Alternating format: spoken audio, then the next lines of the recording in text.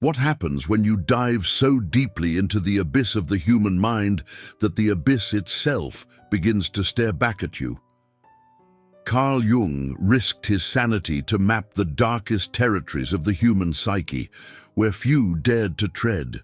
He didn't just confront his inner demons, he invited them to dinner. And in this process, he discovered a terrifying truth. The monster we fear so much is, in reality, a distorted reflection of ourselves. Jung risked everything, even his rationality, to bring to light what was hidden in humanity's shadows. His journey reveals a disturbing question. How much of our shadow self are we willing to recognize before it consumes us completely? We all wear masks. The face you present at work, the version of yourself you craft for social media, the polite smile you maintain at family gatherings when your uncle makes inappropriate comments. These are all manifestations of what Carl Jung called the persona, perhaps his most accessible yet profoundly misunderstood concept. The term persona originates from Latin, referring to the masks worn by actors in ancient theater. Just as those masks allowed performers to adopt different characters, our psychological personas help us navigate the complex demands of social life. Jung recognized that these adaptations weren't merely superficial, they were essential survival mechanisms in a world that rarely welcomes our complete, unfiltered selves. The persona, Jung wrote, is a complicated system of relations between individual consciousness and society. Fittingly enough, a kind of mask, designed on the one hand, to make a definite impression upon others, and on the other to conceal the true nature of the individual. But here lies the danger that Jung warned about when we mistake the mask for our true face. Many of us become so identified with our social roles that we lose touch with our authentic selves. The successful businessman who defines himself solely through achievement. The devoted parent who can no longer remember who they were before children. The social media personality whose carefully curated online presence bears little resemblance to their lived reality.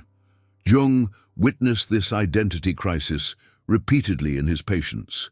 Individuals who had performed their social roles perfectly, yet felt hollowed out, disconnected and fundamentally unknown, even to themselves. Their psychological distress often emerged not from failing to meet social expectations, but from excelling at them at the expense of their deeper nature.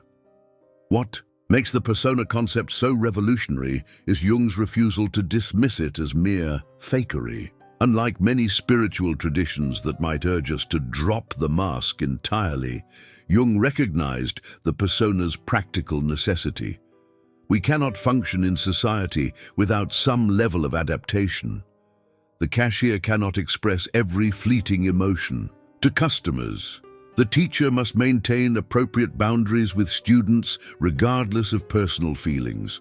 The problem develops when the persona becomes rigid, impenetrable, or all-consuming. When we believe our mask is all we are.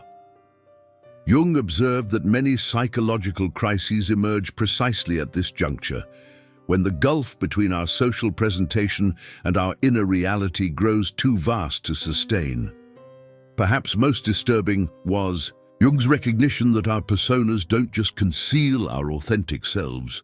They often hide aspects we find shameful or unacceptable. Behind the mask of the perpetually cheerful friend might lurk unacknowledged depression.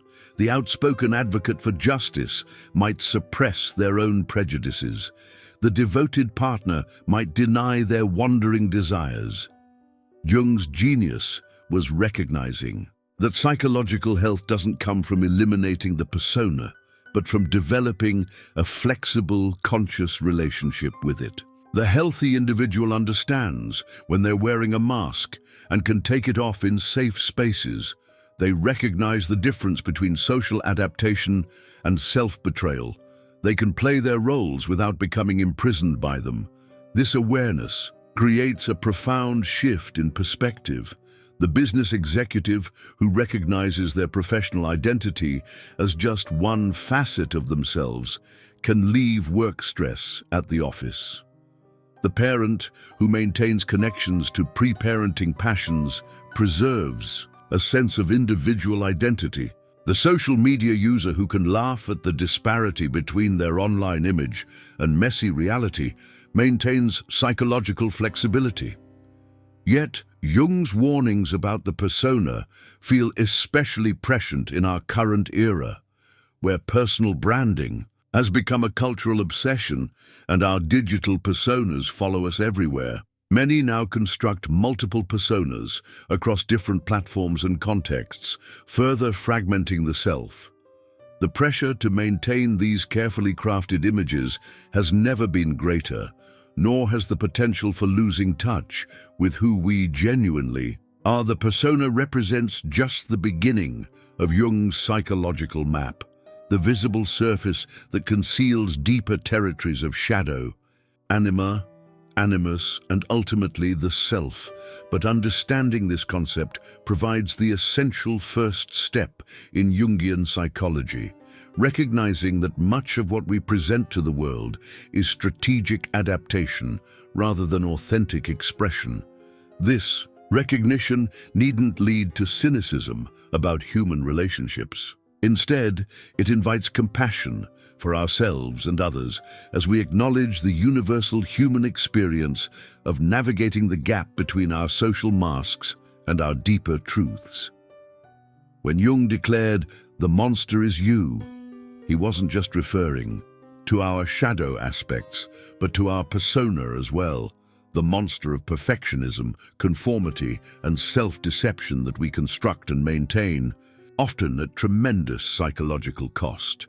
The journey towards psychological wholeness begins here, not with dramatically ripping off all masks, but with the more subtle and difficult work of recognizing when we're wearing them, understanding their purpose, and developing the capacity to set them aside when they no longer serve us.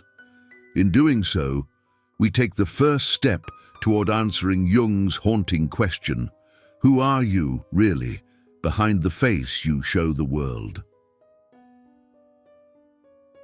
Few psychologists have deliberately courted insanity to advance their understanding of the mind. Jung did exactly that. Between 1913 and 1916, following his painful split from Sigmund Freud, Jung embarked on what he later called his confrontation with the unconscious, a period so intense and disturbing that many modern psychologists believe he experienced a controlled psychotic break. "The years when I was pursuing my inner images were the most important in my life," Jung would later write. "Everything else is derived from this." Yet what he experienced during this time would terrify most rational minds. It began with overwhelming visions and fantasies that Jung could no longer contain. Rather than suppress these experiences as symptoms of illness, he made the revolutionary decision to dive deeper into them. In his famous Red Book, kept hidden from the public until 2009, nearly 50 years after his death, Jung documented this descent with both writings and elaborate paintings that resemble medieval illuminated manuscripts. The visions Jung recorded were apocalyptic. He saw Europe drowning in rivers of blood months before World War I erupted. He conversed with ancient Gnostic figures who emerged from the depths of his unconscious. He encountered personified aspects of his own psyche that spoke with autonomous voices and often contradicted his conscious beliefs. To an outside observer, this would appear as textbook psychosis. What distinguished Jung's experience from conventional madness was his approach. He maintained what he called a scientific standpoint, one foot in the rational world even as the other stepped into the abyss. As he wrote, "I stood helpless before an alien world. Everything in it seemed difficult and incomprehensible. I was living in a constant state of tension. Often it was as if I were in the grip of a demonic dream." This tension between surrender and control became the foundation of Jung's method. Unlike those who succumb entirely to psychotic delusions, Jung developed the discipline to engage with his visions while maintaining critical distance. He didn't just experience them, he questioned them, challenged them, wrote about them, painted them, and most importantly, sought their meaning. During this period, Jung's professional life nearly collapsed. He resigned from his academic position. His public reputation suffered. Many colleagues believed he had indeed gone mad. He later acknowledged how close he came to the edge. "I knew that I was on the way to discovering my own myth, and I regarded this as the task of tasks. If I had not succeeded in finding it, I would perhaps have been a troublemaker. But the duty existed, and I had to fulfill the task of my life."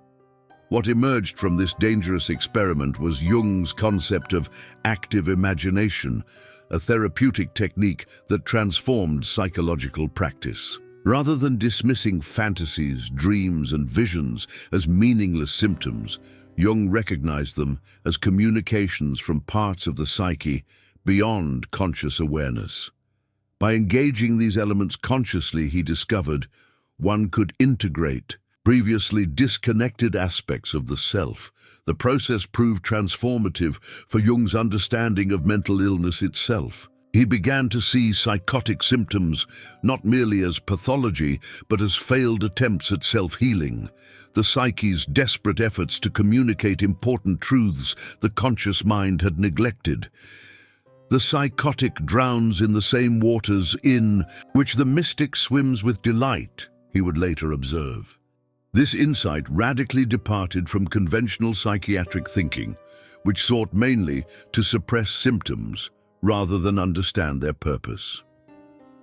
Jung proposed something revolutionary, that the content of madness contained meaning worth deciphering, and that mental suffering might be not just dysfunction, but a painful path toward greater wholeness. His personal encounter with these borderline states gave Jung unusual empathy for those labeled mentally ill. While many psychiatrists maintained clinical detachment from their patients' inner worlds, Jung could say with complete honesty that he had walked similar terrain himself. This experience informed his unique approach to treating schizophrenia and other severe conditions. He could meet patients in their reality rather than dismissing their experiences. The breakthrough pattern Jung experienced became central to his theory of psychological development. He observed that periods of disintegration often preceded new levels of integration, a concept modern developmental psychology confirms. What appears as collapse may actually be the necessary dismantling of outdated structures to make way for more authentic ones. Yet Jung never romanticized psychological suffering. Having experienced the terror of psychic fragmentation firsthand, he respected its dangers. "Be careful of the unconscious," he warned his students. "It's not to be played with." This wisdom came at tremendous personal cost. Nightmares, visions, voices, and periods of disorientation that would have destroyed many less resilient minds. What saved Jung, by his own account, was his grounding in family life, his scientific training, and his commitment to finding meaning in his experiences rather than being passively overwhelmed by them. "I have frequently seen people become neurotic when they content themselves with inadequate or wrong answers to the questions of life," he wrote. The search for meaning itself provided the lifeline that prevented complete disintegration. This period culminated in Jung's development of an entirely new model of the psyche. Beyond Freud's emphasis on repressed desires, Jung mapped territories of collective unconscious material, the archetypes and primordial images that appear across cultures and throughout human history. This model emerged directly from his own inner journey, as he recognized that many of his visions contained imagery and themes he couldn't have personally encountered. The price Jung paid for these insights was steep. For the rest of his life, he maintained a careful relationship with the unconscious forces he had awakened. Like one who has survived a near drowning, he never forgot the power of the depths. The unconscious wants to flow into consciousness in order to reach the light of day, he wrote, but at the same time, it continually thwarts itself because it would rather remain unconscious. Perhaps most importantly, Jung's confrontation with madness revealed the fragility of what we call sanity. The boundary between normal and pathological states proved far more permeable than conventional psychiatry admitted. Jung came to see psychological health not as the absence of disturbance, but as the capacity to integrate disturbance into a larger wholeness. This realization holds profound implications for how we understand ourselves. The parts we label crazy, our obsessions, our night terrors, our irrational fears, our inexplicable compulsions may contain essential communications from neglected aspects of our being. By learning to listen rather than suppress, we might discover, as Jung did, that our apparent madness contains the seeds of a more authentic sanity.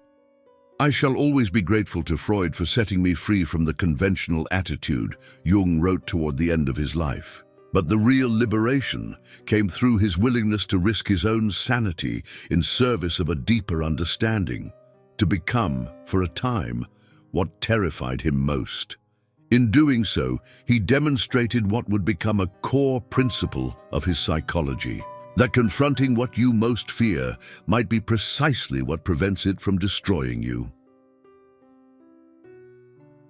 What terrifies you most about yourself? The answer likely points to your shadow, the part of yourself you've desperately tried to hide, deny, and lock away.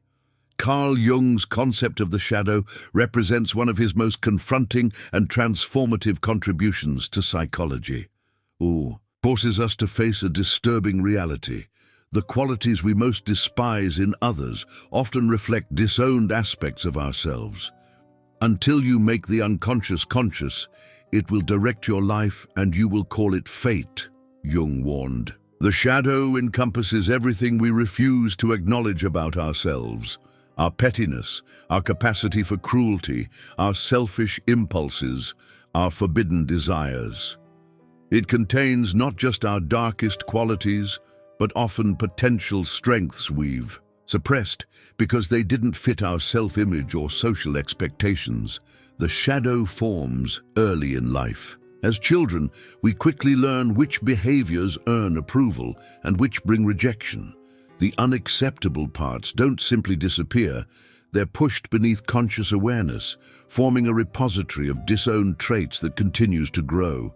Throughout life, this psychological splitting allows us to maintain a coherent self-image aligned with cultural values, but at tremendous cost. What makes the shadow concept so revolutionary is Jung's insistence that these disowned aspects don't remain dormant. They emerge in disturbing dreams. They speak through slips of the tongue.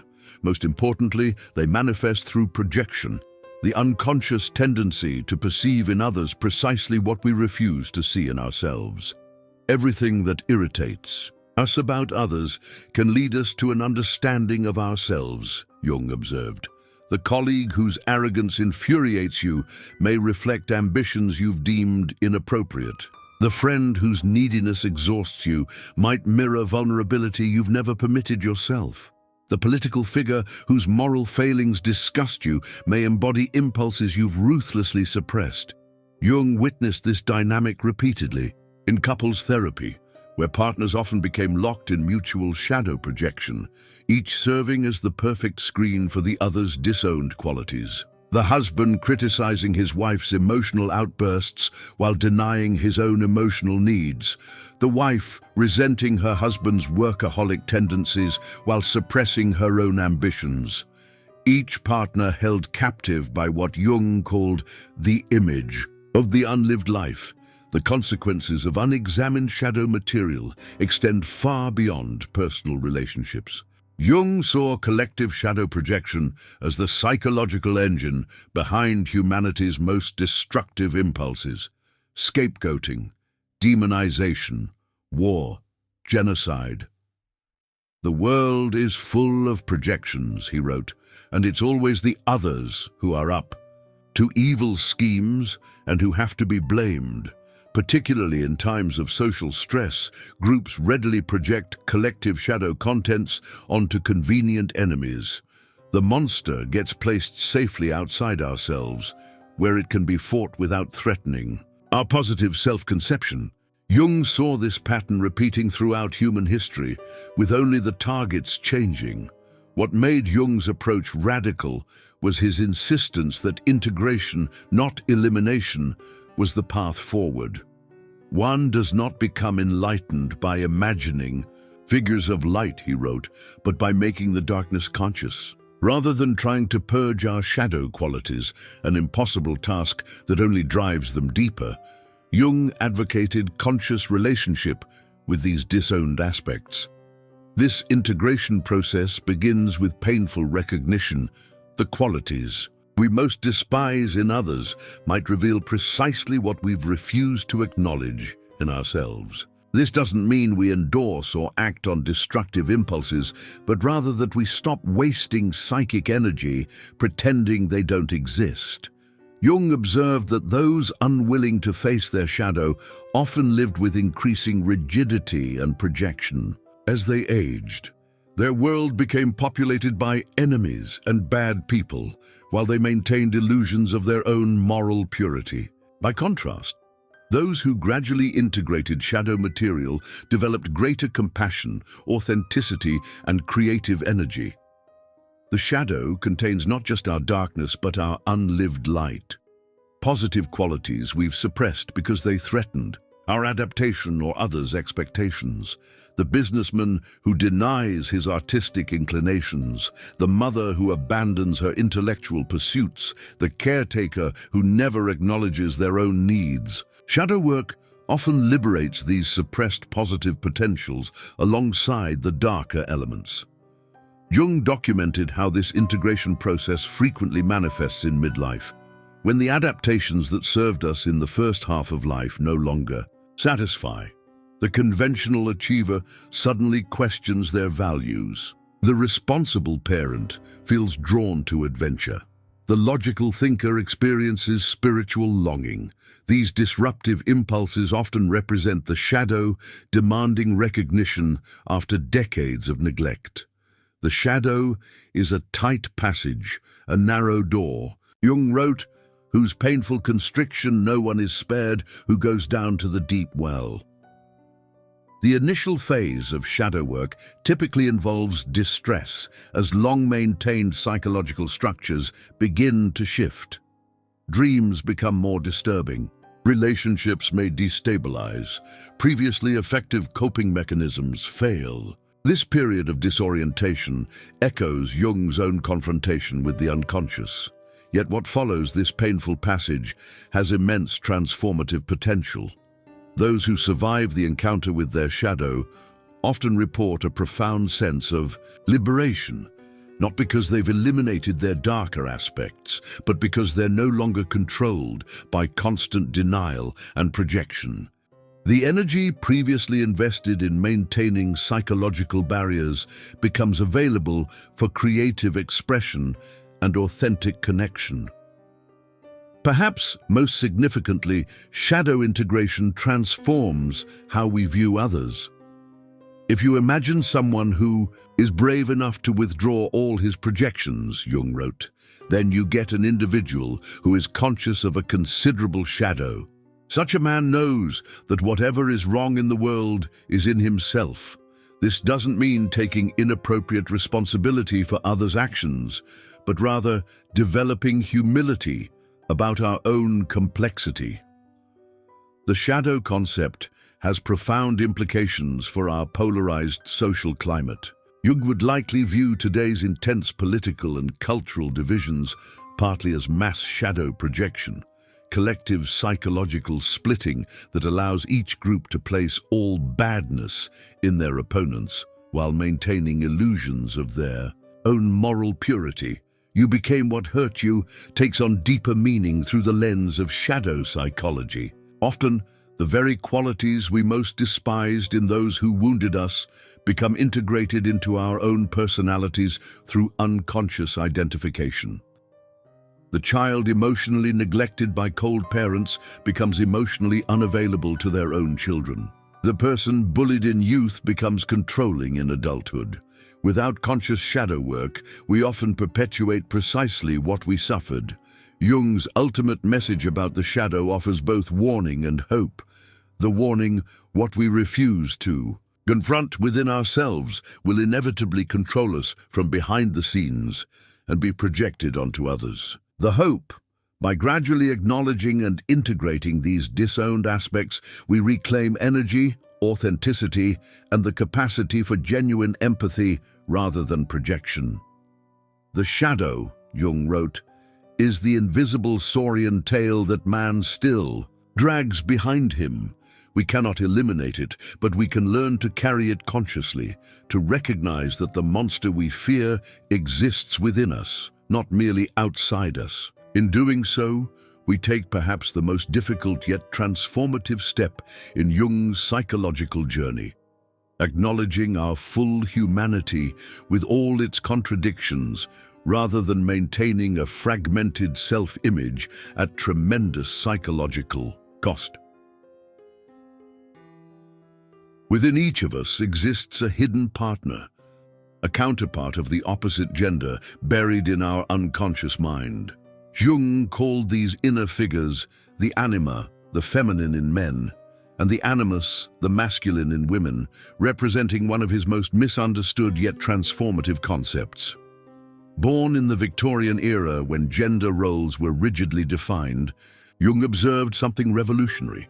Each person contains psychological qualities traditionally associated with both genders. The businessman, driven by logic and rationality, carries within him an inner feminine side that connects to emotions, relationships, and intuition. The nurturing mother contains an inner masculine that embodies assertion, independence, and abstract thinking. These inner figures aren't merely abstract concepts. They actively shape our attractions, repulsions, and unconscious behaviors. The anima, animus, often appears first through projection, when we become inexplicably drawn to someone who embodies our inner opposite.